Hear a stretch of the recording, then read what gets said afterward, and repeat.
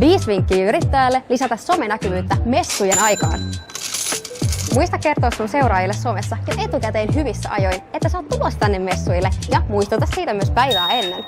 Muista pistää siitä sun messupisteestä kuva sun someen. Sun asiakkaan on tärkeää tietää, minkä näköinen se sun myyntipiste on ja kuka siellä heitä palvelee. Ja vaikka kukaan ei tiedä etukäteen, missä se C34-osasto on, niin se on tärkeää lukea siinä sun päivityksessä, koska todennäköisesti sun some on se paikka, mistä sun asiakkaat käy kattoo sen sun messuosaston paikan. Paikkamerkinnät ja täkäykset. Paikkamerkintä on tärkeä, koska algoritmi hoitaa loput. Täällä on nimittäin aika monta muutakin, jotka on merkinnyt paikaksi Tampereen messu- ja urheilukeskus tänä viikonloppuna. Ja jos sillä tapahtumalla löytyy omat somesivut, niin ehdottomasti merkitse myös ne sinne. Hyvällä tuurilla se tapahtuma jakaa esimerkiksi sen sun postauksen tai storin ja sä tavoitat paljon lisää asiakkaita. Muista myös itse postaa viimeistään messujen päätteeksi jotain kuvamateriaalia sieltä sun messuosastolta.